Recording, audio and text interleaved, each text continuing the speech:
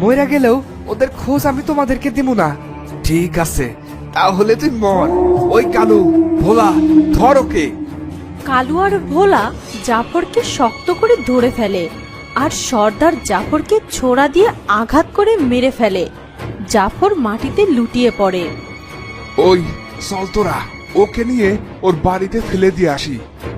এরপর কালু আর ভোলা জাফরের মৃত দেহ নিয়ে তাদের বাড়িতে ফেলে দিয়ে আসে। ওদিকে দিন পার হয়ে রাত হয়ে যায়। জাফরের স্ত্রী জাফরের জন্য পথ চেয়ে বসে থাকে। সেই সকালে মানুষটা সাপ খেলা দেখাইতে বের হইয়াছে, আর এখনো কেন বাড়িতে ফিরল না? যাই একটু বাইরে বেরিয়ে দেখি তো। জোহরা বাইরে বেরিয়ে আসে আর দেখে তার স্বামী মৃত অবস্থায় মাটিতে পড়ে আছে। এ কি কি হইয়াছে তোমার? ওঠো, কথা বলছো না কেন?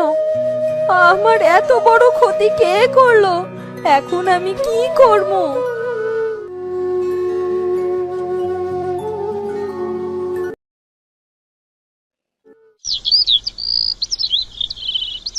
জোহরা নিজের স্বামীর মৃত্যুটা মেনে নিতে পারছিল না। সে অনেকটা ভেঙে পড়ে। এখন মাইয়াডারে লইয়া আমি একা একা কেমনে থাকমু?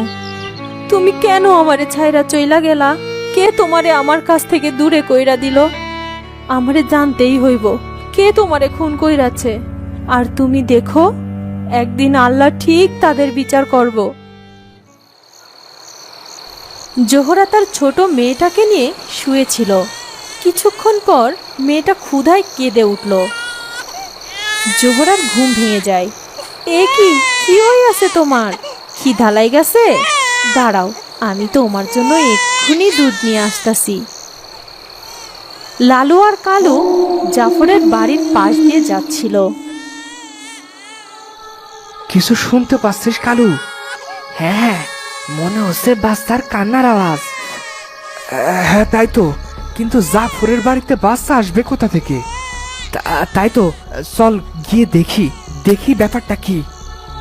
এই বলে তারা দুজনে উকি দিয়ে দেখে জোহরার কাছে একটি ছোট বাচ্চা মেয়ে আছে।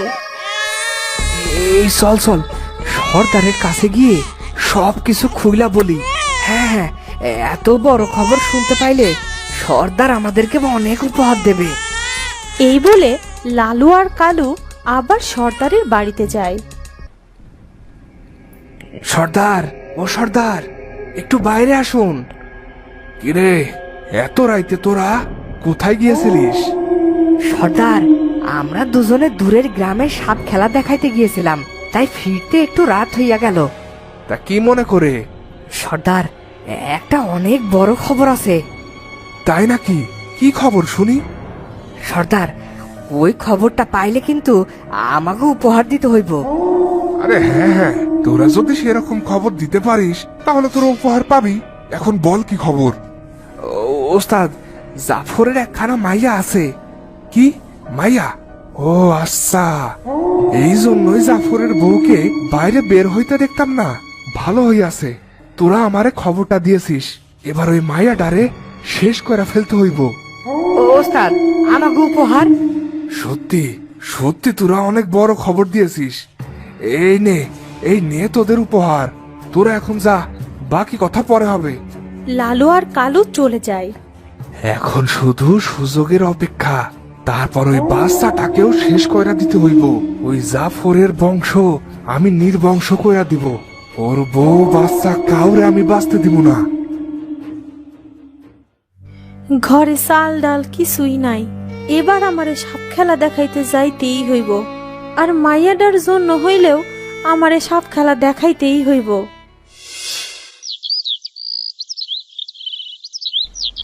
পরদিন জোহরা তার ছোট মেয়েটাকে ঘুম পাড়িয়ে রেখে সাপ খেলা দেখানোর জন্য বের হয়।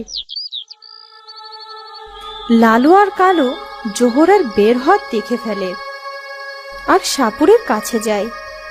ওস্তাদ, জোহরা তার মাইয়ারে রাইখা সাপ খেলা দেখাইতে বের হইছে। কি? এ তো খুব ভালো কথা রে।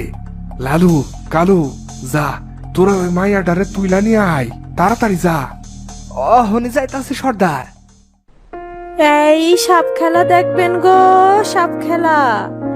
এই সাপ খেলা দেখবেন গো, সাপ খেলা। জোহরা দূরের গ্রামে সাপ খেলা দেখাতে যায়। এদিকে লালু আর কালু জোহরার বাড়িতে হাজির হয়। ওই দেখ মায়াটা ঘুমাই আছে। হ হ, আর দেরি না করে চল, মায়াডারে এখনই লইয়া যাই। এই বলে লালু আর কালু বাচ্চাটিকে ধরতে যায়। আর তখন তারা বিছানার উপর ওই বাচ্চার পাশে একটি সাপ দেখতে পায়। লালু আর কালুর কাছে বিন না থাকায় তারা ভয় পেয়ে যায়। এ কি, সাপ কোথা থেকে আসলো? লালু সাবধান, এটা মনে হচ্ছে বিষধর সাপ। হ, মনে হচ্ছে এই সাপের সাথে আমরাও পেরে উঠবো না। চল, আমরা আজ চলে যাই। আবার একদিন সুযোগ কইরা আইসা এই বাচ্চাটারে নিয়ে যাব। রোজ রোজ তো আর ওই সাপ মায়াডারে বাঁচাইতে আসবো না। এই বলে লালু কালু সেখান থেকে চলে যায়। আর সেই সাপটি মানুষের রূপ ধারণ করে। তোদেরকে কেউ কোনো ক্ষতি করতে পারবে না। আমাদের জন্য তোর পিতাকে জীবন দিতে হয়েছে, তাই সব সময় আমরা তোদের পাশেই থাকব। এই বলে নাগরানী সেখান থেকে চলে যায়। অনেকটা দেরি হইয়া গেল। মাইয়াডা একা রইছে বাড়িতে। যাই, তাড়াতাড়ি বাড়িতে যাই। এ কি, ঘরের দরজা খোলা কেন? আমি তো ঘরের দরজা বন্ধ কইরা রাইখা গেছিলাম। হাই হাই, আমার মাইয়াটার কোনো বিপদ হলো না তো? এই বলে সে তার ঘরের ভেতরে যায় আর দেখে তার মেয়ে তখনও ঘুমিয়ে আছে। জোহরা বাচ্চাটিকে কোলে তুলে নেয়। না না, এরপর থেকে আমি সাপ খেলা দেখাইতে গেলে মাইয়াডারে সাথে লইয়া যামু। এরপর থেকে জোহরা তার মেয়েকে সবসময় চোখে চোখে রাখত। আর সে সাপ খেলা দেখাতে যাওয়ার সময়ও তার মেয়ে জ্যোৎস্নাকে সাথে নিয়ে যেত। এভাবে বেশ কিছুদিন পার হয়ে যায়। জ্যোৎস্নাও বেশ বড় হয়ে যায়। আচ্ছা মা, তুমি সব সময় এমন মন খারাপ কইরা থাকো কেন? কই না তো মা। আচ্ছা মা, সবার তো বাবা আছে, আর আমার তো বাবা নেই। কোথায় গেছে আমার বাবা? সে অনেক কথা মা। একদিন তোর বাবা সাপ খেলা দেখাইতে গেছিল। অনেক রাত হইয়া যায়, কিন্তু তোর বাবা তখনও বাড়িতে ফেরে না। এরপর আমি বাইরে গিয়া দেখি কারা যেন তোর বাবারে খুন কইরা বাড়ির সামনে ফলায় দিয়া গেছে। কি, আমার বাবারে মানুষে মাইরা ফেলছে? মা, তুমি কি জানো আমার বাবারে কে খুন করছিল?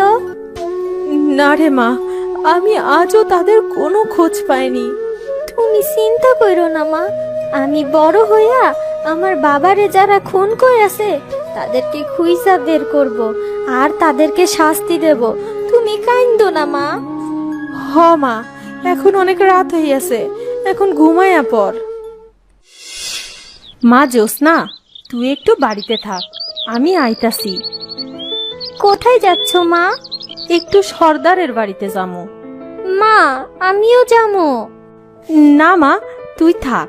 আসলে একা একা সাপ খেলা দেখাতে গেলে কেউই দেখতে চায় না, তাই ভাবতাছি কাল থেকে সর্দারের সাথেই যামো। তাই সর্দারকে বলতে যাইতাছি যেন কাল যাওনের সময় আমারে লইয়া যায়।